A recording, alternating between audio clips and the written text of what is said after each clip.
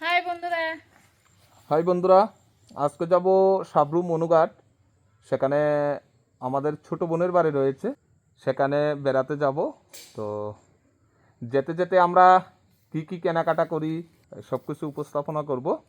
ঠিক আছে বন্ধুরা, রওনা হয়ে গেছি। তবে আমরা আজ বাইকে করে যাচ্ছি। চলে এলাম কলাছড়া বাজারে।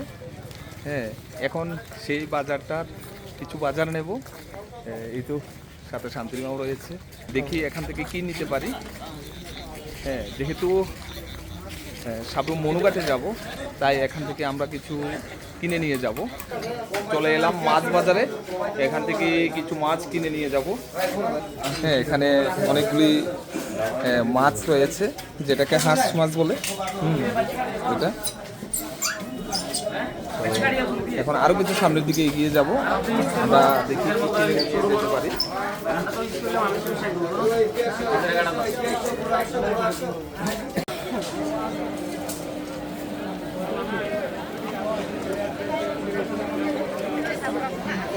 চলো আগে আগে।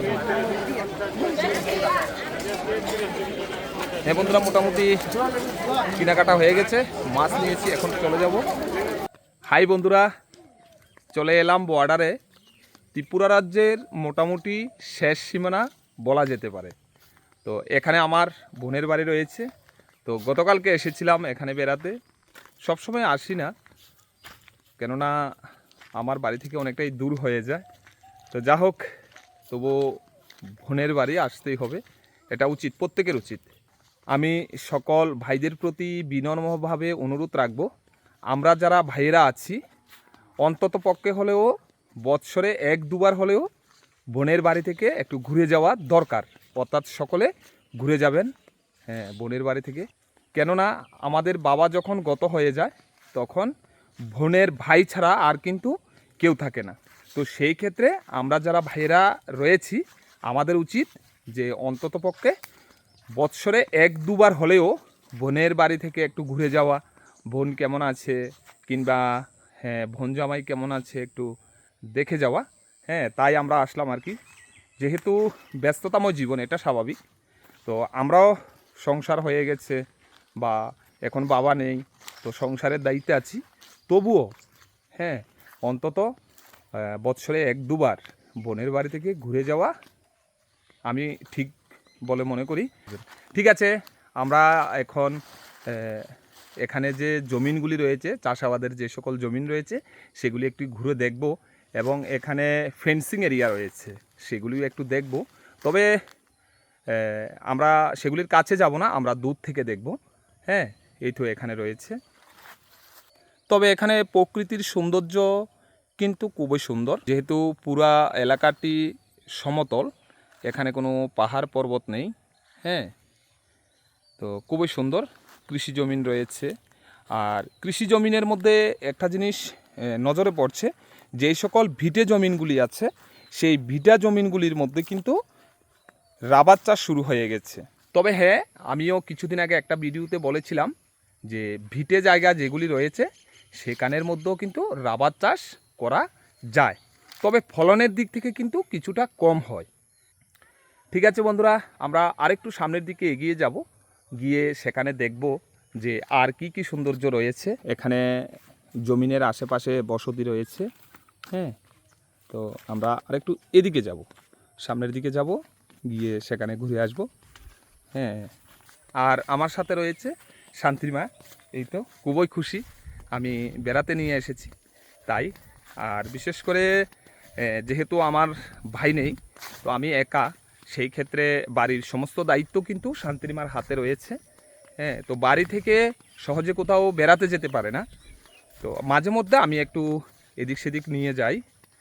হ্যাঁ, তো শান্তিমাও রয়েছে। শান্তিমা, কেমন লাগছে এখানে এসে? খুব ভালো লাগছে। হ্যাঁ, আমরা অনেকটা জায়গা এগিয়ে এসেছি, আর এখানে এসে দেখছি বিশেষ করে ভিটে জমিন যেগুলি রয়েছে, ভিটে জমিন, সেই ভিটে জমিনের মধ্যে কিন্তু প্রচুর পরিমাণে রাবারের চাষ হচ্ছে। এই তো এখানে আমি দেখানোর চেষ্টা করছি। যেহেতু রাবার চাষ একটি বাণিজ্যিক চাষ, তো সেই ক্ষেত্রে রাবারের ইনকাম বেশি।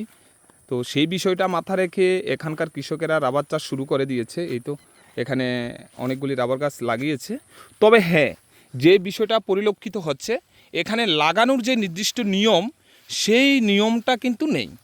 হ্যাঁ, অ্যাকচুয়ালি যেহেতু এটা ভিটে জায়গা, তো ভিটে জায়গার মধ্যে রাবার গাছগুলি লাগানোর যেই পদ্ধতি, সেই পদ্ধতিটা মেনে কিন্তু ওনারা সেই চারা গাছগুলিকে লাগায়নি, অর্থাৎ নিজেদের মতন করে লাগিয়েছে। তবে এটার কোনো বিজ্ঞানসম্মত কারণ ছাড়াই এভাবে নিজের মন গড়া লাগিয়ে নিয়েছে। তবে এখানে একটা রাবার গাছ থেকে আরেকটা রাবার গাছের দূরত্ব হওয়ার কথা 15 ফুট বাই 15 ফুট, অর্থাৎ এখানে অনেকগুলি রাবার গাছকে দেখতে পাচ্ছি যেখানে 10 ফুটও নেই। 10 ফুট থেকে কম ডিস্টেন্সে, এই যে অল্প কিছু ডিস্টেন্সে হ্যাঁ রাবার গাছগুলিকে লাগিয়ে নিয়েছে, অর্থাৎ একটা রাবার গাছ থেকে আর একটা রাবার গাছের দূরত্ব 10 ফুটও হবে না। এই যে আমি দেখানোর চেষ্টা করছি ভিডিও স্ক্রিনে। হ্যাঁ, তবে এইভাবে যখন এই রাবারের চারাগুলিকে লাগানো হয়, এখন কিছু হবে না, কিন্তু পরবর্তী সময়ে যখন এই রাবার গাছগুলি থেকে আমরা ল্যাটেক্স কালেকশন করব, তখন কিন্তু আমরা সঠিকভাবে ল্যাটেক্স পাবো না, যেহেতু এখানে ডিস্টেন্স নেই। যখনই রাবার গাছগুলি বড় হবে, এই বাগানের মধ্যে সূর্যের আলো প্রবেশ করতে পারবে না এবং সঠিকভাবে বাতাস চলাচল করতে পারবে না। সেই ক্ষেত্রে বিভিন্ন ছত্রাকঘটিত রোগ হতে পারে। হ্যাঁ, এবং সঠিকভাবেও কিন্তু ল্যাটেক্স পাবে না। তাই আপনারা যারা নতুনভাবে রাবার চাষের জন্য উদ্যোগ নেবেন, আপনারা সমতল জায়গাগুলির মধ্যে 15 ফুট বাই 15 ফুট দূরত্বে রাবারের চারাগুলিকে লাগাবেন, অর্থাৎ একটা গাছ থেকে আরেকটা গাছের দূরত্ব যেন 15 ফুট বাই 15 ফুট হয়। পুরো ঘুরে এসেছি, এখন বোনের বাড়িতে ঢুকে যাব। এই তো হ্যাঁ, ঠিক আছে বন্ধুরা, এতক্ষণ সবাই সাথে থাকার জন্য অনেক অনেক ধন্যবাদ। ভালো থাকবেন সব সময়।